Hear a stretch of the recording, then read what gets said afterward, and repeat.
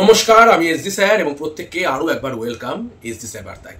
এবং আজ আমি তোমাদের সামনে নিয়ে এসেছি আরও একটি গুরুত্বপূর্ণ তথ্য।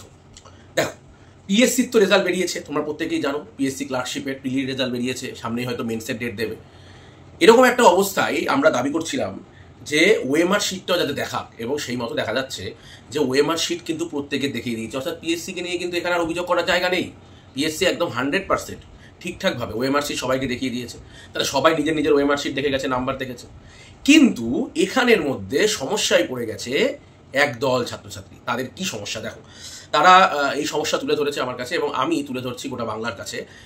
যে পিএসসি যে অফিসিয়াল নোটিফিকেশন আপনারা যদি দেখেন ক্লার্কশিপে, সেখানে দেখবেন ইডাব্লিউএস ক্যান্ডিডেটদের নিয়ে একটা অপশান ছিল যে ইডাব্লিউএস কারা হতে পারবে। এবং সেখানে বলছে যে 3 নম্বর পয়েন্টে, যেখানে বলছে যে যখন তুমি ধরো সাপোজ 2023-এ এই ক্লার্কশিপের নোটিফিকেশন বেরিয়েছে, 2024-এর শেষে গিয়ে প্রিলি হয়েছে, 2025-এর এই শেষে গিয়ে প্রিলি রেজাল্ট বেরোচ্ছে। প্রথমত ওয়েস্ট বেঙ্গলের মানে ভাবতে খুব খারাপ লাগে যে এমন একটা রাজ্যে আমরা বাস করছি যেইখানে সরকারি মানে চাকরি হবে, যেখানে সরকারের কর্মচারী নিয়োগ হবে, সেখানেও একটা পরীক্ষা হতে হতেই 2 বছর চলে গেছে। মানে একটা প্রিলি রেজাল্ট বার করতে করতে এখনো মেন্স বাকি, মেন্সের রেজাল্ট দেওয়া বাকি, ফাইনাল সিলেকশন বাকি, অনেক কিছু বাকি আছে। এবার প্রশ্নটা অন্য জায়গা। প্রশ্নটা কি হয়েছে যে এই যে ইডাব্লিউএস ক্যান্ডিডেট যারা রয়েছে না, এরা একটা বিপদে পড়ে গেছে। কি বিপদে পড়ে গেছে? ইডাব্লিউএস এর তো কাট অফ কম গেছে 11, খুবই সুন্দর।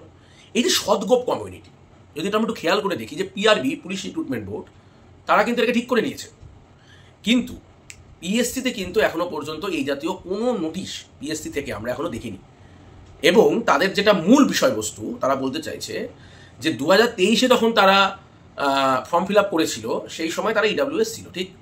তাহলে 2023 থেকে 2024 চলে গেছে, 2024 থেকে 2025 চলে এসছে। In the mean time OBC case হয়েছে ওয়েস্ট বেঙ্গলে, এবং ওবিসি কেস হওয়ার পর আমরা কি দেখলাম যে অনেক ওবিসি ডান দিক বাদিক হয়ে গেছে, এ থেকে বি, বি থেকে এ, এই করতে করতে কি হয়েছে যে সদগোপ কমিউনিটি যারা ছিল তারা চলে এসছে ওবিসির মধ্যে। এবার এখানে সমস্যা কি হয়েছে, আগে যারা ইডাব্লিউএস ছিল, তাহলে জেনারেল ইডাব্লিউএস ছিল, তাহলে তারা তো আর এখন ইডাব্লিউএস নেই, তারা তো ওবিসি হয়ে গেছে হঠাৎ করে।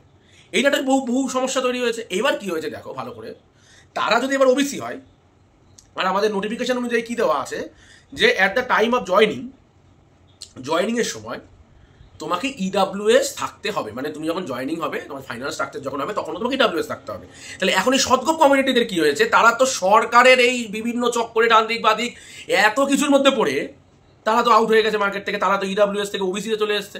এখন তারা যদি বলে যে দাদা আমাকে একটা সার্টিফিকেট বার করে দাও, তখন তো তাকে তো জেনারেল নেই, সে তো আর ইউআর নেই। ইউআর থাকলে তো আমাদের ইডাব্লিউএস এর প্রসঙ্গ আসবে, তাহলে সে তো তখন হয়ে গেছে ওবিসি। এখন কি হয়েছে, ইডাব্লিউএস এর কাটা 11, ওবিসির কাটা 48 মতো। এইবার যে সমস্ত ছেলে মেয়েরা মোটামুটি দেখা যাচ্ছে 30, 35, 36, 38 পেয়েছে, তারা কি আদৌ প্রিপারেশন নেবে কিনা এটা নিয়ে তারা বিপদে পড়েছে। কারণ তারা তো বুঝতে পারছে না কি হবে। কারণ এটা তো তাদের গাফিলতির জন্য হয়নি, সরকারের গাফিলতি। মানে সরকারের গাফিলতির থেকেও আমি সরকারের গাফিলতি বলবো না, এখানে মূলত সেটা হলো সিস্টেমের গাফিলতি। কোন সিস্টেমের গাফিলতি? আমাদের সরকারি চাকুরি ব্যবস্থা সিস্টেমের গাফিলতি, এই পিএসসি সিস্টেমের গাফিলতি। এই পিএসসি সিস্টেম যে 2 বছর ধরে ডিলে হয়ে গেছে, এর মধ্যে যে ওবিসি চেঞ্জ হয়ে গেছে, যার ফলে আগের যে নোটিফিকেশন অনুযায়ী যদি পিএসসি এগিয়ে যায়, তাহলে তো একদল ছেলে তো বঞ্চিত হয়ে পড়বে, যারা সদগোপ কমিউনিটি। তারা তো বুঝতেই পারছে না কি করবে। এবার যদিও বা এখনো পিএসসি কিছুই জানায়নি, ডান দিকও জানায়নি, বাদিকও জানায়নি, ফলে বুঝতেই পারছে না এক ধরনের ছেলে মেয়ে কি সমস্যা। দেখো, এটা একটা সিস্টেম চেঞ্জের অংশ। তার কারণ সত্যি এরকম অসংখ্য সিস্টেমের মধ্যে কিন্তু বাংলা জুড়ে এরর হয়ে রয়েছে। একটা ভাবার বিষয়, আজকে ধরুন আপনার বয়স, ধরে নিন সাপোজ আপনার 30 বছর বয়স, ঠিক আছে, এবং 31 বছর পর্যন্ত একটা পরীক্ষায় এজ লিমিট ক্রাইটেরিয়া, ভালো কথা। তাহলে আপনি যখন ফর্ম ফিল আপ করেছেন তখন 30, ঠিক? তাহলে 2 বছর পর যদি প্রিলি রেজাল্ট বেরোয়, তখন তো 32 হয়ে গেছে। তাহলে আপনার কি কোনোদিন যে আপনি কিন্তু আর পরীক্ষায় বসতে পারবেন না? কারণ এটা তো আপনার দোষ নয়, কারণ সিস্টেমের গাফিলতি। সিস্টেম লেট করেছে, তা কিছু করার নেই, সিস্টেম ওই দিন পর্যন্ত তাই ছিল। তাহলে যেই দিনে আমার ফর্ম ফিল আপ হয়েছে, সেই দিনে কি বলে আমি ফর্ম ফিল আপ করেছিলাম সেটাকে আমাকে মাথায় রাখতে হবে। তাহলে ইডাব্লিউএস বলে যারা ফর্ম ফিল আপ করেছিল সেই দিন, তারা তো আজকে ওবিসি হয়ে গেছে। তো তারা তো ওবিসিতে যেতে চাইছে না, তারা ইডাব্লিউএস এ থাকতে চায় এই পরীক্ষা পর্যন্ত মিনিমাম। হ্যাঁ, কারণ এই পরীক্ষাটার নোটিফিকেশন বেরোনোর পরে ওবিসি কেস নিয়ে ঝামেলা হয়েছে, আগে তো হয়নি। আগে যদি ওবিসি কেস নিয়ে ঝামেলা হয়ে এটা বাদ হয়ে যেত, তাহলে সমস্যা নেই। সাপোজ ধরো নিউ নোটিফিকেশন যদি চলে আসে, তখন এরা কিন্তু ওবিসি হিসেবে ফর্ম ফিল আপ করতে হবে, কারণ এরা তখন ওবিসি হয়ে গেছে, এটা সরকারের সিদ্ধান্ত, এটা নিয়ে সমস্যা নেই। কিন্তু অনগোয়িং রিক্রুটমেন্ট, যেহেতু ওরা ইডাব্লিউএস এখনো সার্টিফিকেট পাচ্ছে না গেলে, কারণ তাদের তো আর ইডাব্লিউএস দেবে না, তাদের তো এখন চলে আসবে ওবিসি, যেখানে রিভ্যালিডেট, যেটা কোনো অস্তিত্বই নেই আলটিমেটলি, সেটারও একটা সমস্যা, ঠিক আছে? তো তাহলে তারা কি করবে?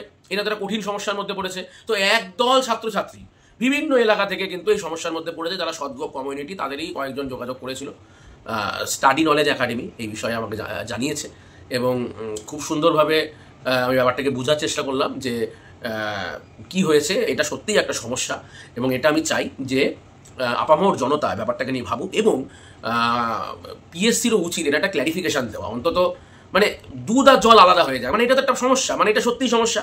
এটা আমি বুঝতে পারছি, পিএসসি লোকেরা বুঝতে পারবে, সবাই বুঝতে পারবে, সারা ভারতের লোক বুঝতে পারবে, সারা বাংলার লোক বুঝতে পারবে। এটার মধ্যে নতুনত্ব কিছু নেই। তাহলে এটা যদি সমস্যা হয়েই থাকে তাহলে এটার সমাধান হওয়া প্রয়োজন। তাহলে একটা মিনিমাম নোটিশ দিয়ে জানিয়ে দেওয়া উচিত যে এই সদ্গোপ কমিউনিটিদের নিয়ে কী ভাবছে, কারণ সদ্গোপ কমিউনিটিদের নিয়ে কী ভাবছে এটা কিন্তু পিআরবি নোটিশ দিয়ে জানিয়ে দিয়েছে, সুতরাং সেটা নিয়ে কোনো সমস্যা নেই। তাহলে এরা কি ভাবছে, বাকিরা কি ভাবছে, তারা কি মানে পিএসসিকে এটা ভাবছে? কারণ সামনে কিন্তু মেন্স পরীক্ষা রয়েছে, এখন কি হবে?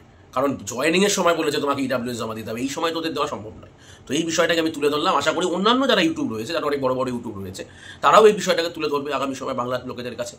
তার কারণ হচ্ছে এটা তুলে ধরার প্রয়োজন আছে, it is the need of the hour, এটা মাথায় রাখতে হবে।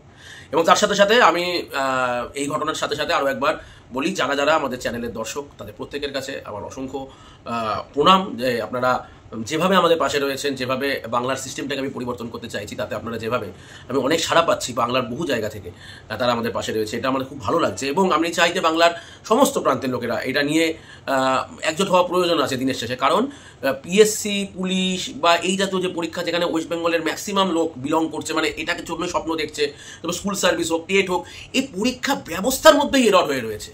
দীর্ঘদিন, দিনের পর দিন এরর হতে হতে হতে হতে আসলে ব্যাপারটা কি হয়েছে যে একবার এরর হওয়া শুরু হয়েছে, একবার এরর হওয়া শুরু হতে গেলে কি আস্তে আস্তে বিভিন্ন বাইরের যারা নাকি এই প্রশ্ন চুরি হতে পারে, সেটা বিভিন্ন জায়গায় হতে পারে, তারা ঢুকে পড়ছে মার্কেটে, তারা ঢুকে পড়ার জায়গা পাচ্ছে, কারণ এরর সিস্টেমে রয়েছে। তাহলে আমি যদি সিস্টেমটাকে ঠিক করে ফেলি, যেমন ধরো এইবার ওএমআর শুদ্ধ পাবলিশ করে দিচ্ছে, তাহলে ওএমআর জালিয়াতি করার যে সিস্টেম অতীতে মানুষের মাথা লাগিয়ে দিলে এটা বন্ধ হয়ে গেছে, ঠিক আছে? তাহলে এইভাবেই যদি আমরা একটা সিস্টেমকে পার্ট বাই পার্ট চেঞ্জ করতে পারি, তাহলে দেখবে অটোমেটিক সিস্টেমটা ঠিক হয়ে যাবে, একবারে চেঞ্জ হবে না। আমরা এক একটা পার্ট বাই পার্ট চেঞ্জ করতে হবে। মানে নোটিফিকেশন যখন দেবে, এটা খুব কমন সমস্যা ক্লার্কশিপের, যে লোকে জানেই না যে কতগুলি পোস্টের জন্য এই ক্লার্কশিপ পরীক্ষা হচ্ছে।